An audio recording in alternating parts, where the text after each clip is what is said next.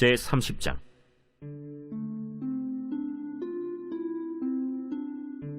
라헬이 자기가 야곱에게서 아들을 낳지 못함을 보고 그의 언니를 시기하여 야곱에게 이르되, 내게 자식을 낳게 하라. 그렇지 아니하면 내가 죽겠노라. 야곱이 라헬에게 성을 내어 그대를 임신하지 못하게 하시는 이는 하나님이시니 내가 하나님을 대신하겠느냐? 내 여종 비라에게로 들어가라. 그가 아들을 낳아 내 무릎에 두리니 그러면 나도 그로 말미암아 자식을 얻겠노라. 하고 그의 시녀 빌하를 남편에게 아내로 주매 야곱이 그에게로 들어갔더니 빌하가 임신하여 야곱에게 아들을 낳은지라. 라헬이 이르되, 하나님이 내 억울함을 푸시려고 내 호소를 들으사 내게 아들을 주셨다.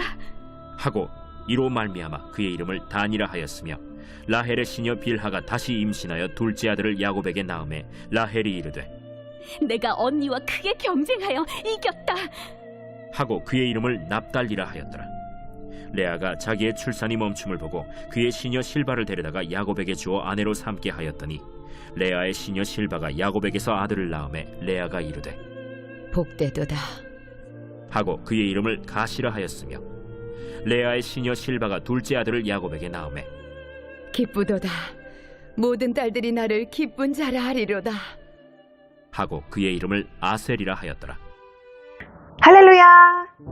행복한 토요일 아침 레인보우 아침 묵상으로 인사드리는 청소년부 김혜미 전도사입니다. 오늘 우리에게 주시는 하나님의 말씀이 우리의 삶에 깊이 스며들어 말씀이 삶이 되는 은혜의 축복이 있기를 소망합니다. 우리는 이 세상에서 주님을 믿는 그리스도인으로서 올바른 생활을 하며 살아가고 싶고 또 변화되기를 원하지만 원하는 대로 되지 않을 때가 있습니다. 우리의 신앙생활의 발목을 잡는 많은 것들 중 오늘은 시기와 질투에 대해 나누어 보고자 합니다. 이 시기심과 질투의 마음은 남을 미워하는 마음, 즉 남의 것을 셈하여 미워하는 것, 무엇인가를 가지지 못함으로 지니는 부러운 모습입니다. 내가 가진 것보다 상대방이 가진 것이 더 샘나고 부러운 모습이죠. 이러한 시기와 질투의 마음은 나 자신의 개인뿐만이 아니라 서로 간의 관계에서도 큰 근심이며 좋지 않은 영향을 줍니다.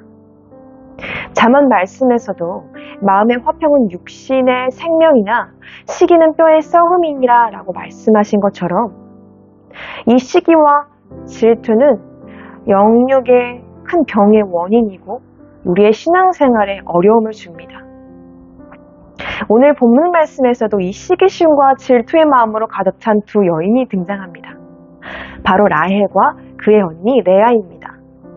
1절 말씀에 라헬은 자기가 야곱에게서 아들을 낳지 못함을 보고 그의 언니를 시기하여 야곱에게 이르되, 라헬은 자신이 야곱의 아들을 낳지 못함을 보고 있습니다. 사실 라헬은 참 많은 은혜를 받았습니다.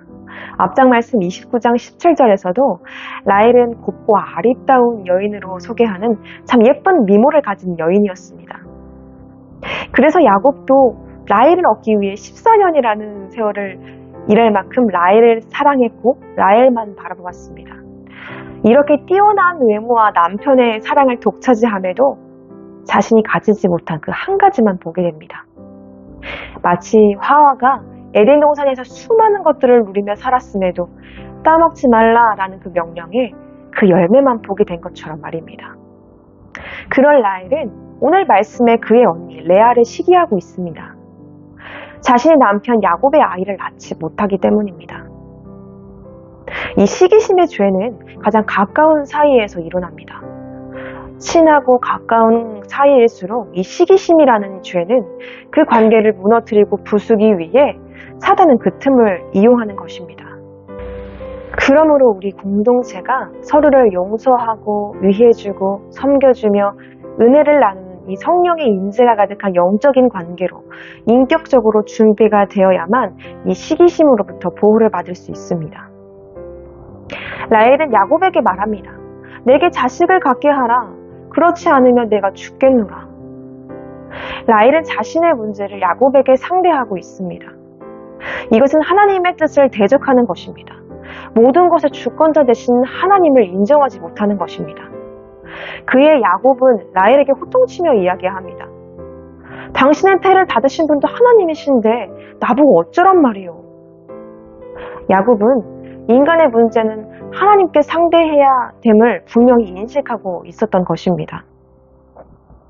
이 시기심은 결국 세상적인 방법으로 해결하고자 합니다.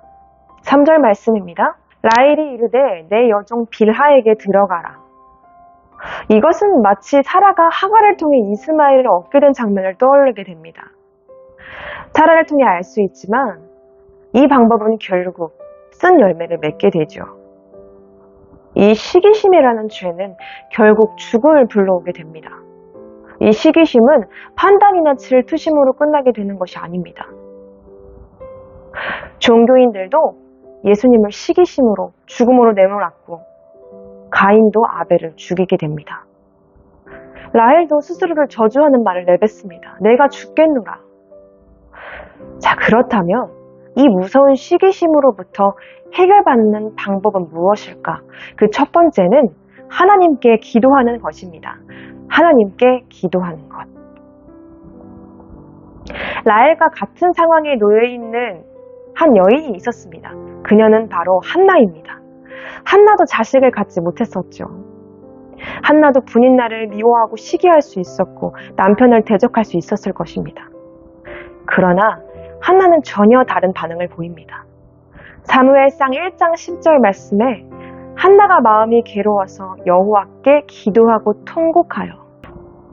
우리 안에 있는 시기심의 문제를 하나님만 상대하며 하나님께 기도하며 나아갈 때 사무엘과 같은 더 좋은 열매를 우리 안에 맺게 하여 주실 줄을 믿습니다. 그리고 이 시기심을 해결하는 그 두 번째 방법은 시기심을 들고 하나님께 나아가는 것입니다. 하나님께 나아가는 것. 이것은 십자가의 능력을 믿는 것입니다. 시기심이 죄인지 몰라서 죄를 짓는 사람들은 없을 것입니다. 아무리 노력하고 결단해도 내 힘으로는 해결할 수 없는 것이 바로 죄입니다.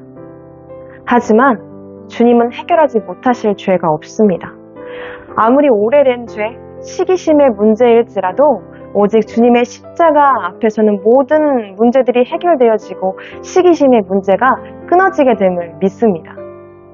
갈라디아서 5장 24절 말씀에 그리스도 예수의 사람들은 육체와 함께 그의 정욕과 탐심을 십자가에 못 박았느니라. 시기심을 멸하신 예수님의 능력을 믿고 주님께 가까이 나아가는 우리 모두가 되기를 소망합니다. 주님께서 해결하지 못하실 죄는 없습니다. 그리고 이미 그 죄의 문제가 해결되었음을 믿습니다. 우리의 문제를 주님 앞에 가지고 나아가 그 문제를 해결받는 은혜가 우리에게 있기를 예수님의 이름으로 축복합니다. 사랑하는 성도 여러분, 하나님께서는 우리의 나약함을 아시는 주님이십니다. 라헬은 자신의 여종 빌하에게 야곱을 주어 단과 납달리를 얻게 됩니다. 하나님께서는 이 나약한 인간의 인간적인 방법임에도 불구하고 자식을 허락하십니다. 그리고 그녀의 언니 레아 또한 출산이 멈춤을 알고 그녀의 시녀 실바에게 야곱을 주니 갓과 아셀을 얻게 됩니다. 물론 그녀들의 마음에는 시기심으로 가득 찬 마음뿐이었지만 하나님께서는 그럼에도 자손을 이어가시는 그 구원의 약속을 잊지 않으시고 지키시는 하나님이신 것입니다. 오늘 말씀을 보며 스스로를 저주하는 말을 내뱉은 라헬의 모습이 나의 모습은 아니었는가라는 생각을 하게 됩니다.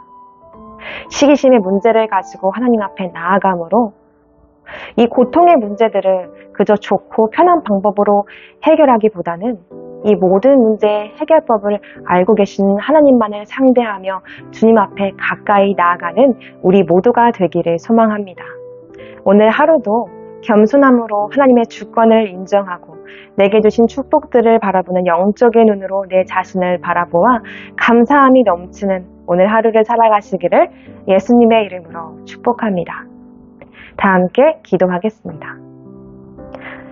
우리의 인생의 주권자 되시며 우리를 가장 좋은 곳으로 인도하여 주실 하나님 아버지를 찬양합니다. 우리가 이 세상에서 신앙생활을 하며 살아감에 있어 우리의 발목을 잡는 이 시기심이라는 죄악으로부터 이길 수 있도록 하나님께 더욱더 가까이 나아가며 기도하며 나아갈 때 이 죄악들로부터 승리를 얻게 되어질 줄 믿습니다. 우리가 주님께 더욱더 가까이 나아갑니다. 오늘도 주님께 감사드리오며 사랑하는 예수님의 이름으로 기도합니다. 아멘.